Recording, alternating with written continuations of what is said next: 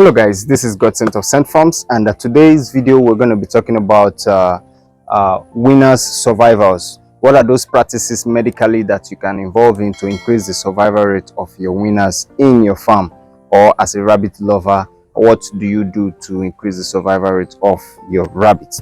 Now, if you're having a rabbit setup like this, where you have the hutches, different hutches, before you separate your winners from their mom, the first thing you want to do before you separate them, that is where they are, like what we practice here is what I'm going to be explaining to you guys.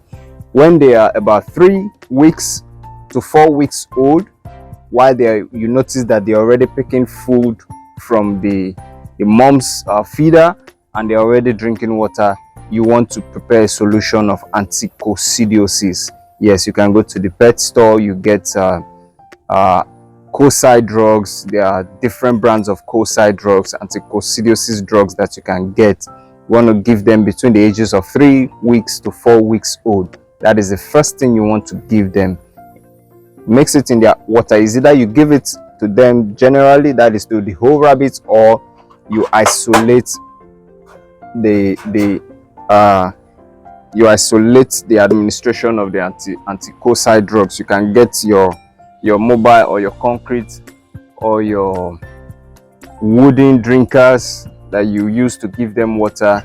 That is if they are unable to reach out. You notice they are unable to reach up to the nipple drinker in the cage, so you mix it in their concrete drinker or their wooden drinker, whichever one, or the bottle drinker, whichever one you have at your disposal, so that they will be able to gain access to that anti-cocci drugs to help to combat coccidiosis in their system. Believe it or not, that is one of the major reason or major cause of winners death in your farm. Now, another thing that can actually increase the survival rate of your winners, we're going to be talking about keeping a good hygiene. You want to make sure that your winners are not having a close proximity. The floor is not having a close proximity to their poo or their urine. That can actually cause health challenges to your winners that actually lead to mortalities. And then again, you want to try as much as possible, like say 3 times in a week minimum, to include hay in their feed menu. If you're feeding the formulated feed, you want to try as much as possible, say 3 times in a week, to include hay or dry grasses, dry matter to their feed menu. This actually helps to clear up or help their digestive system to work properly and functionally, so that they don't have a digestive system challenge like bloat, in the case of bloating, in the case of diarrhea and all that. That one also should be a conscious effort for you as a farmer to induce it into their menu. And again, while they are 6 to 7 weeks old, before you wean them from their parents or from their mom, then you want to deworm them. You want to administer warmer to deworm their system, so that while they are fully transitioning into the formulated feed or hay, as the case may be, they won't be having issues with converting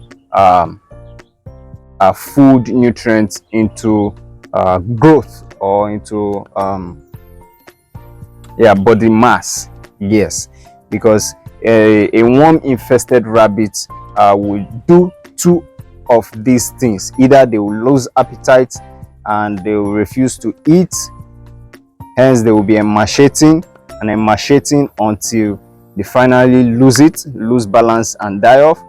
Or they might still keep their appetite, but you won't be getting returns from your feeding.